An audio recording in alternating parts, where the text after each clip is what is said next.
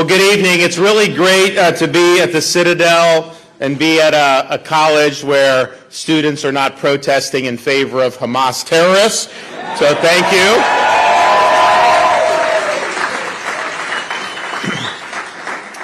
And I appreciate the strong Republican club. You know, I grew up in Florida, was a blue-collar kid, played baseball, ended up getting recruited to play baseball at Yale, and then ended up going to Harvard Law School. And I don't remember very many Republicans at either of those places.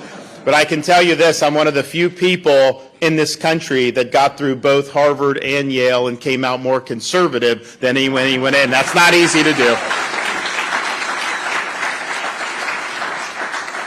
Now, I've been informed that being at the Citadel as somebody who's a head of a state government, that actually entitles me to exercise certain constitutional prerogatives. I did not know that before tonight. And because of the great hospitality, because of my respect for the institution, I'm pleased to say, by the power vested in me, I am Ron DeSantis, Governor of Florida, hereby granting amnesty to all cadets currently on punishment, tours, and confinements. So you enjoy.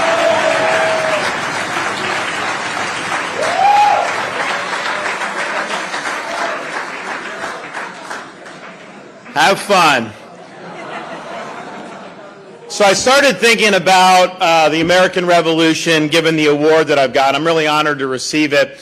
And it reminded me, given what we're dealing with as a country, of a story that was between three of the founding fathers, where they were having a debate about what was the world's oldest profession. And the debate was between Benjamin Rush, Thomas Jefferson, and Benjamin Franklin. And Benjamin Rush was a physician. So Rush said the world's oldest profession is the physician because it was the doctor that cut Eve out of Adam's rib. So it had to be the physician. Thomas Jefferson said, no, that's not true. The world's oldest profession is the architect, because it was the architect that brought order out of all the chaos in the universe. And Benjamin Franklin said, no, that's not right. The world's oldest profession is the politician. Who do you think created the chaos in the first place? And I thought about that because we were coming for this award, and then thinking about my little skirmish last night with the governor of California.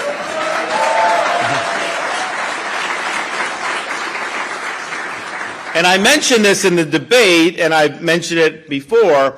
I remember, as somebody that was born and raised in Florida, as a Navy lieutenant, getting orders to go to Naval Amphibious Base Coronado in right by San Diego in sunny Southern California. And I showed up, go to the bachelor officer quarters, and like a good Floridian, the first thing I looked for is the air conditioning unit. They're like, we don't have air conditioning here. I'm like, what? They're like, yeah, you don't need it. Just open the window. And I'm like, all right, open the window. And there was no screen on the window, which in Florida we have bugs, you know, you do.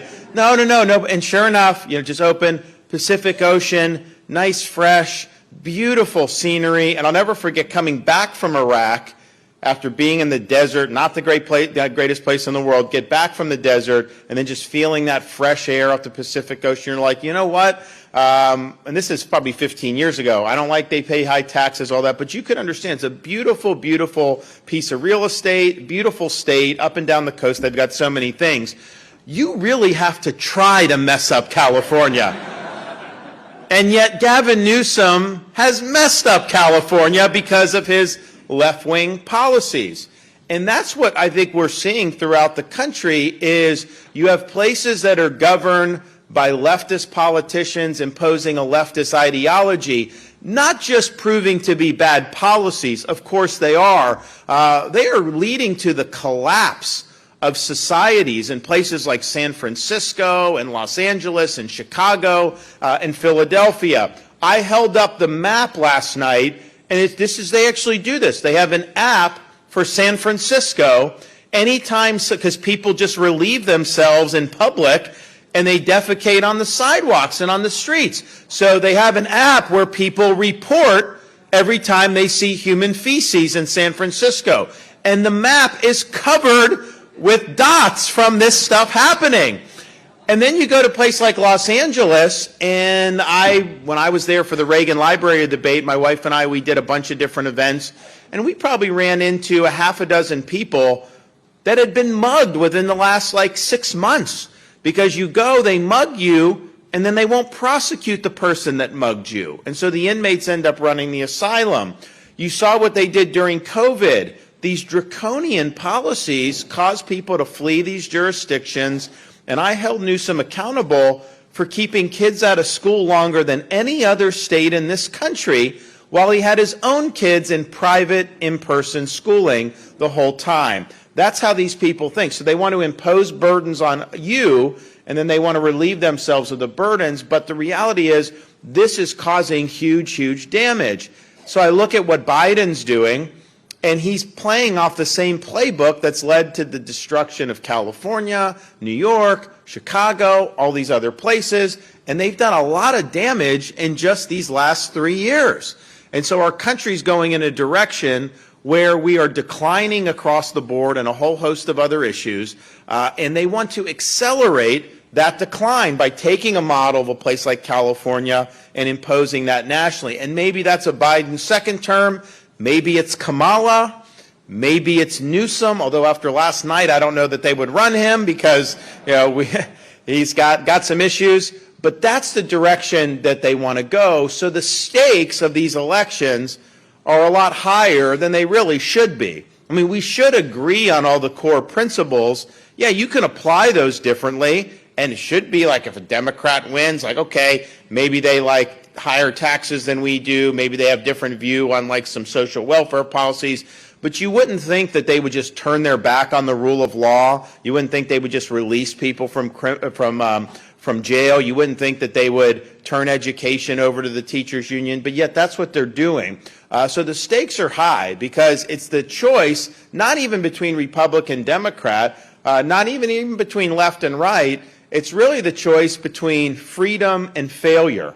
What Florida shows is that conservative policies work. It shows that freedom works. What California shows is that leftist ideology and leftist politicians will lead us to national ruin and national failure. So what do we have to do to head this off? We got to do a number of different things. One, as Republicans, we need leaders who are going to be willing to fight back against all this stuff. And unfortunately, we've had a lot of people through the years who, they'll say things on a campaign trail, but the minute that they actually get in the kitchen and it starts getting hot, they want to run for cover.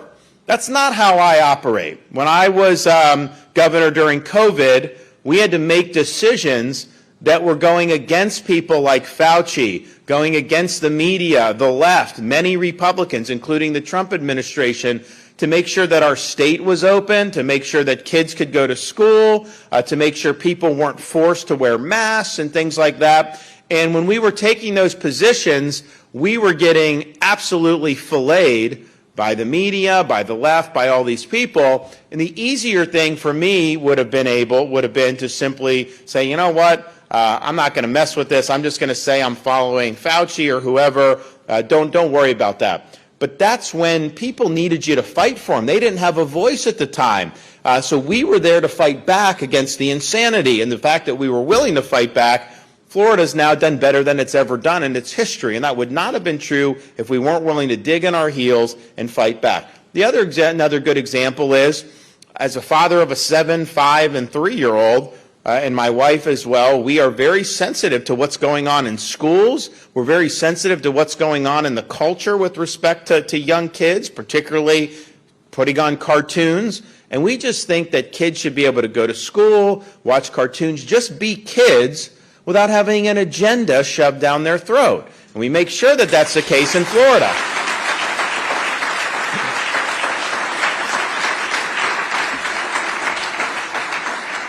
And it's sad we even have to do, but we had to do parents' rights legislation with respect to not having sexualization of the curriculum in these early grades. You should not be telling a kindergartner that they were born in the wrong body. You shouldn't be telling a third grader that their gender is a choice, and yet that's what people like Gavin Newsom do in California. That's what the left wants to do in schools around this country. And I know people in South Carolina have had to fight back on this. So we said, no, we're not going to do that. We're going to stand up. We're going to do this law. The left didn't like it. The media didn't like it, which is fine. But then we had the most powerful corporation in Florida, Disney, that didn't like it, and they came after it.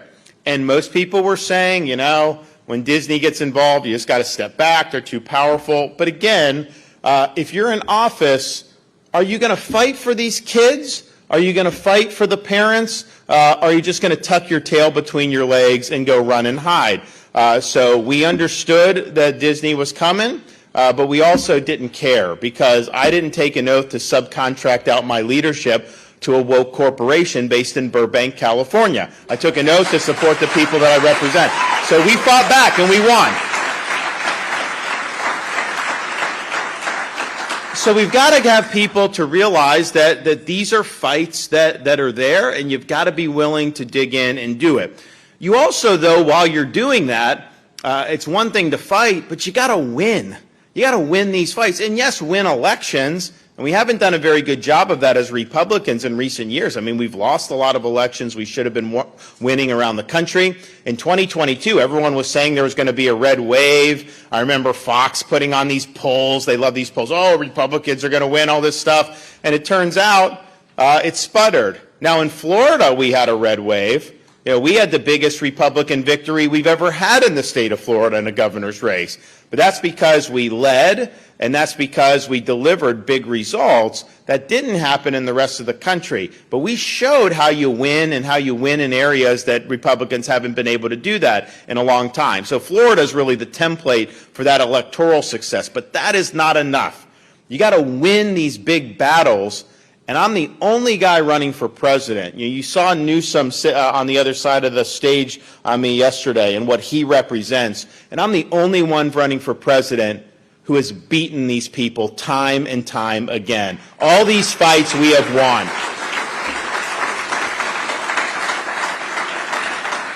And you can look, yes, we beat the left and Disney on parents' rights. Yes, we beat Fauci and the Dems on keeping schools open and keeping our state open. We've beat the left on battling illegal immigration, like banning sanctuary cities and even transporting illegal aliens to sanctuary jurisdictions like Martha's Vineyard. We've beaten the left now in universities. We have in Florida all tenured professors must undergo review every 5 years and can be let go for poor performance. We've also beat the left on DE&I. It's been eliminated in our colleges and universities in the state of Florida. We beat the left on crime. We had prosecutor in Tampa and in Orlando, both supported by George Soros, both saying that they were not going to enforce the laws required by their constitutional oath, and I removed both of them from their posts. They are gone, and we're safer as a result.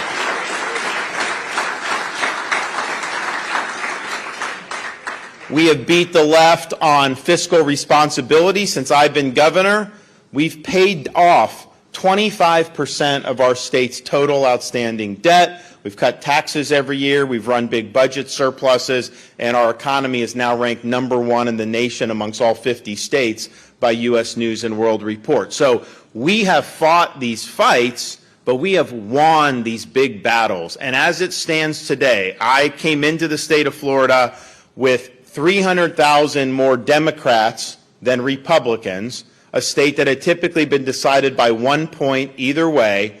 I came in winning by less than 1 point in 2018, and by the time I got reelected, we won by 20 points, 1.5 million vote margin, and as it stands today, we're not 300,000 as Republicans registrations under the Democrats. We are beating the Democrats by 650,000 registrations. That's just in 5 years. So we have left the Democratic Party in the state of Florida it's basically a dead carcass on the side of the road at this point. We have defeated the left. We have defeated the Democrats, and that's why Florida is thriving, and that's why so many people are trying to move to the state of Florida, unlike the state of California. So winning is what we need to be doing. We were promised we would get tired of winning. I tell you this, I am tired of losing. I want to start putting points on the board for this country nationwide. And you also have to, as an executive, governor, president, you got to be right on the policy. Obviously, we see what's happening with Biden and the bad policies he's doing. You see bad policies out of Newsom in California, these other places. But that's not enough to just be right on the policy. You got to be willing to be a leader. You got to be capable of being a leader. And what that means is you have to be able to chart a vision about where your state or your country is going, and you got to be able to pursue that vision in the teeth of opposition, because it's easy to lead when the wind's at your back. When the rubber hits the road is when they're shooting at you, when they're sending the arrows at you. Are you going to be able to go through that and be able to deliver on this vision? Are you just going to fold? And that's what we've done in the state of Florida. Is I don't care what they say about me. I don't care about the attacks. I don't care about that. It's not about me. It's about you. And it's about charting the vision and being that vessel for people's hopes, dreams, and aspirations. And we need leadership in this country more than we've ever had. And you need a leader that people are going to be willing to get behind, and a leader that's going to be able to attract more support to the cause. We did it in Florida, and we'll be able to do it for the United States of America. And one way I think about it is I can sit here and say, I promise you this, I promise you that. Honestly, I have credibility in doing that because I delivered on 100% of my promises in the state of Florida. Find me someone you can vote for who can say that. That does not happen very often.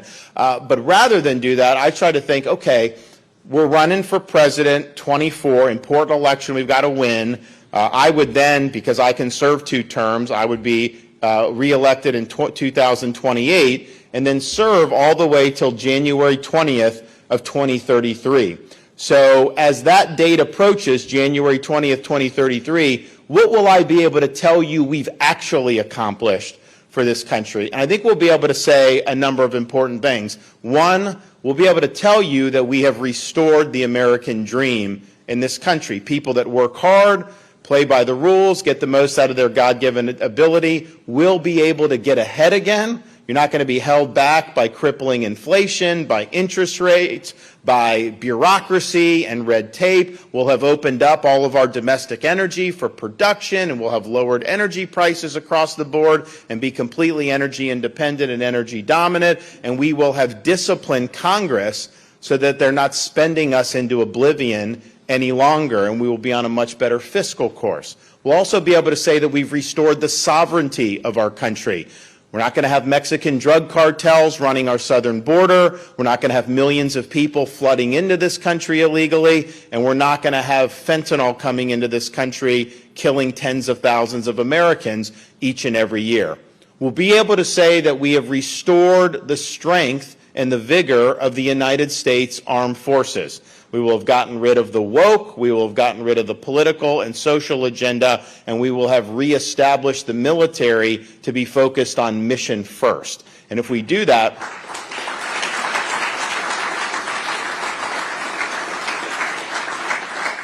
and when we do that, that will mean that we will be able to have successfully fended off the threat posed by the Chinese Communist Party. The 21st century will be not a Chinese century, but an American century. We'll also be able to say that we've ensured that school systems are dedicated to educating kids, not indoctrinating kids. We will have respected the rights of parents to direct the education and upbringing of our kids, and we will have placed an important renewed emphasis on teaching young people about American civics, about the founding principles of this country, about our Constitution and Bill of Rights, and about what it means to be an American. We'll also be able to say that whether you live in a red state or a blue city, criminals are held responsible for their crimes. We're not going to have let the inmates run the asylum, and every American family from coast to coast will be able to raise their kids in peace and security. We will have restored the rule of law to the United States of America. And finally, we'll be able to say that we've restored the U.S. Constitution to its rightful place as the centerpiece of our national life.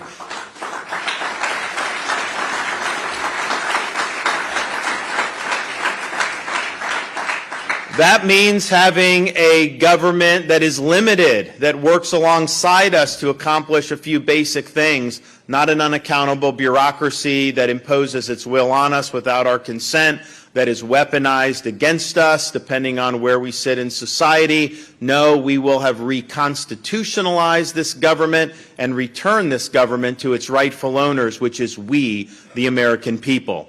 Now, there's more that we'll be able to say that we've accomplished, but if we can just say we've done those things, then we'll be able to say that we've restored America to what President Reagan called the shining city on a hill.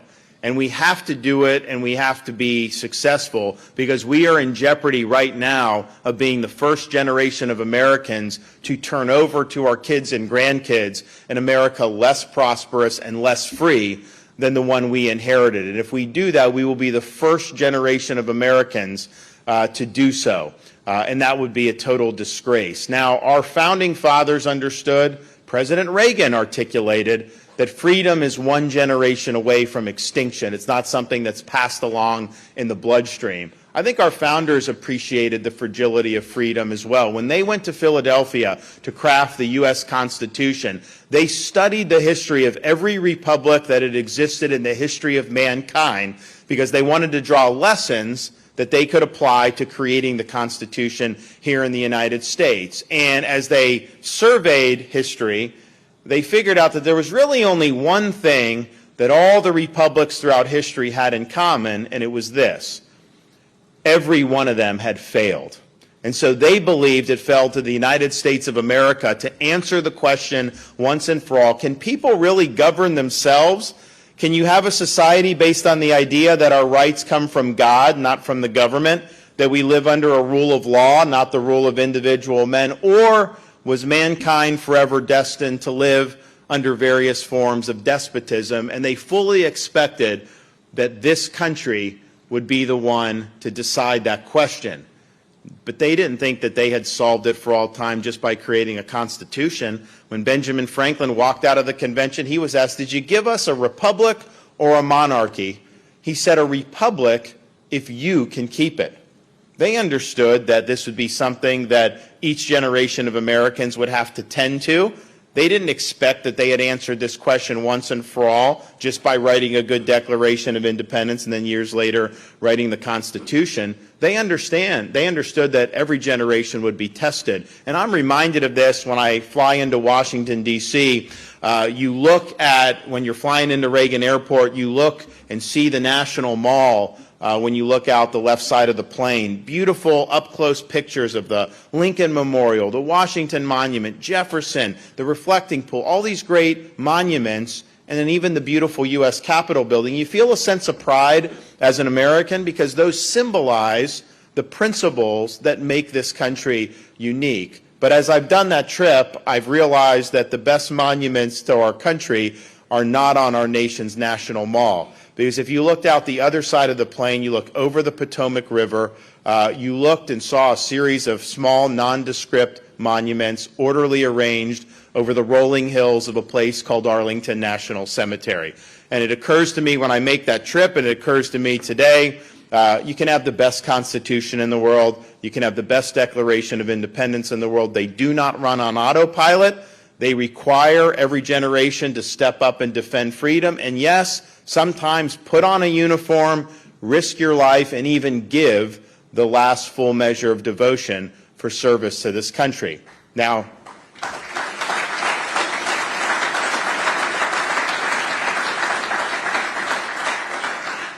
we're not called upon to make sacrifices of that magnitude, but what we are called upon to do is to ensure that their sacrifices have not been in vain. We have a responsibility to preserve what George Washington called the sacred fire of liberty. This is a fire that burned in Independence Hall in 1776 when 56 men pledged their lives, their fortune, and their sacred honor to establish a nation conceived in liberty. It's a fire that burned at a cemetery in Gettysburg, Pennsylvania, when this nation's first Republican president pledged this nation to a new birth of freedom. It's a fire that burned when a merry band of brothers stormed the beaches of Normandy, defeated Nazi Germany, and preserved freedom throughout the world. It's a fire that burned at the foot of the Berlin Wall in 1987, when a resolute president stood in front of that wall and said, "Mr. Gorbachev, tear down this wall."